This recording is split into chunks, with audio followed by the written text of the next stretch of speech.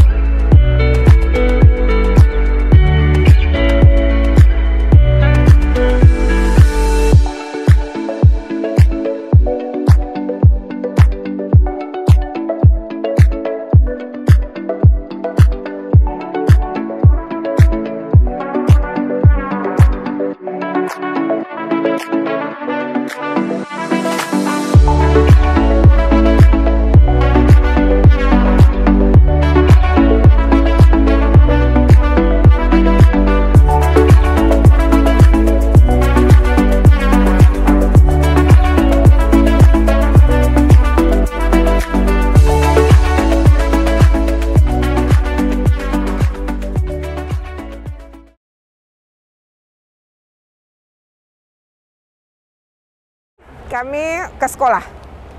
Jadi kami mendatangi sekolah bersama dengan Itjen Kemendikbud, Inspektoratnya Provinsi Kepulauan Riau.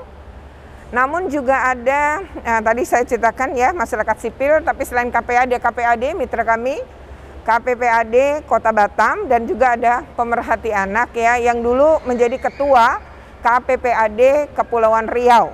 Nah, kami datang ke sekolah, memeriksa seluruhnya ya, seluruh lantai, sampai ke barak-barak asrama, ke kelas-kelas, juga meminta dokumen yang diperlukan untuk kepentingan audit. Nah, dari di hari kedua inilah kami bisa membuktikan apa yang diceritakan oleh para pengadu, dan kami juga melihat setidaknya ada beberapa indikasi. Yang pertama adalah bahwa betul ada selnya, yang bahwa betul terjadi kekerasan itu ya, dari bagaimana cerita anak-anak. Dan yang ketiga memang ada ini ya, walau ini masih dugaan, tentu harus diperiksa oleh polisi. Nah, ada dugaan yang lain adalah maladministrasi maupun hal lain ya, berdasarkan 8 standar pendidikan nampaknya sekolah ini tidak memenuhi, dan untuk itu maka perlu juga diaudit. Nah, maka akan ada tim khusus gitu ya untuk mengaudit itu, dan pada hari itu kami hanya pengawasan dan meminta dokumen yang diperlukan.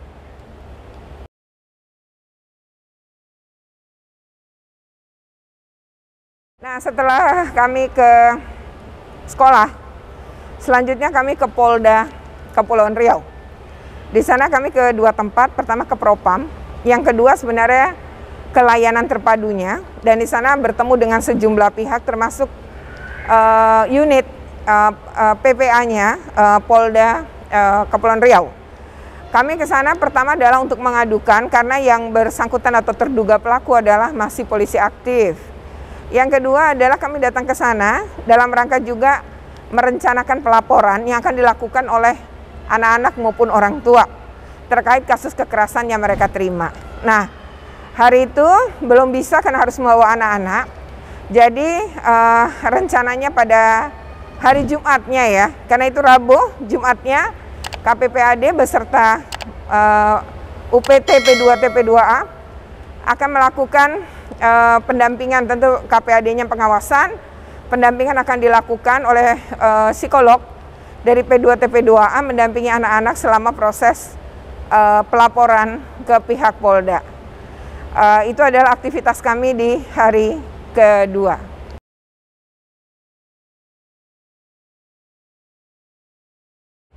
Nah, pada hari ketiga ini kami harus menyeberang kota Batam dengan kapal menuju Kepulauan Riau, Tanjung Pinang, ya Tanjung Pinang Kepulauan Riau. Di sana kami akan menuju kantor gubernur, ya bertemu dengan Setda Provinsi Kepulauan Riau. Saat bertemu Setda mengarahkan bahwa ini harus diusut tuntas dan memberi waktu pembentukan tim, ya pembentukan tim harus dilakukan dan secepat-cepatnya harus diselesaikan. Memang Setda menyebut kata 7 hari atau 1 minggu agar kasus ini segera bisa diselesaikan. Nah, selanjutnya dari Setda pukul 14 kami berapat ya, rapat koordinasi atau disebutnya FGD ya. Dan di sana kami bertemu dengan beberapa pihak untuk membentuk tim, ya tim khusus dalam kasus ini bagi upaya penyelesaian dan juga pemberian sanksi kepada pihak sekolah, karena kami melihat ada beberapa hal yang dilanggar ya oleh pihak sekolah, namun semua harus dibuktikan dan menggunakan aturan.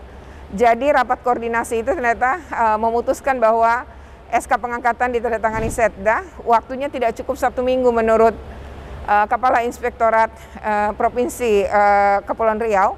Jadi dibutuhkan waktu sekitar 2 atau 3 minggu saat kami rapat itu gitu, dari tanggal kami rapat, dan ada beberapa pendalaman. Untuk kasus pidananya sendiri kami bersepakat untuk menyerahkan kepada kepolisian, tapi untuk rehabilitasi psikologi oleh Dinas Pemberdayaan dan Perlindungan Anak serta P2 TP2 Kota Batam. Lalu untuk kasus maladministrasi atau barangkali pelanggaran yang memang tidak sesuai dengan standar nasional pendidikan, itu juga akan dilaksanakan oleh audit tim khusus. Jadi itu kira-kira beberapa hal yang mengerucut atau direkomendasi dilakukan pada saat rapat koordinasi. Itu adalah hari terakhir, karena esok harinya atau hari ini Jumat kami kembali ke Jakarta, dan tadi kami sempat untuk berkoordinasi sebentar dengan Inspektorat Kepulauan Riau terkait beberapa hal teknis untuk tindak lanjut.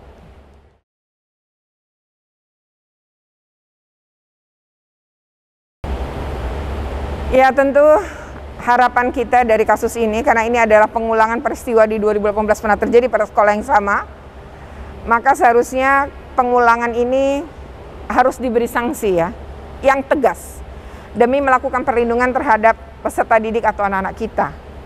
Lembaga pendidikan apapun alasannya, dalih konseling harusnya tidak melakukan kekerasan.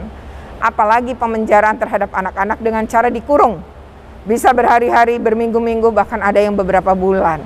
Nah, tentu ini tidak boleh terjadi, apalagi Mas Nadiem Makarim, Menteri Pendidikan dan Kebudayaan Ristek, jelas menyatakan bahwa akan menghapus 3 dosa besar pendidikan, salah satu adalah kekerasan.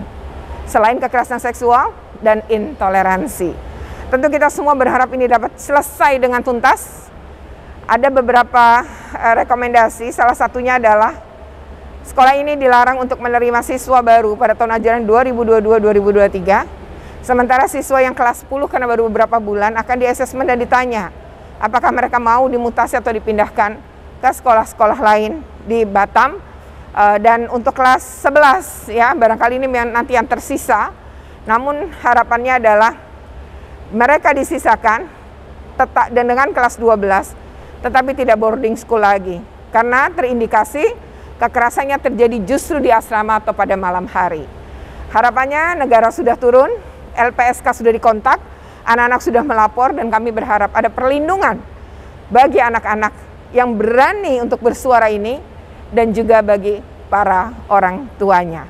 Kita nantikan penyelesaian kasus ini di mana negara sudah hadir, pemerintah daerah sudah hadir.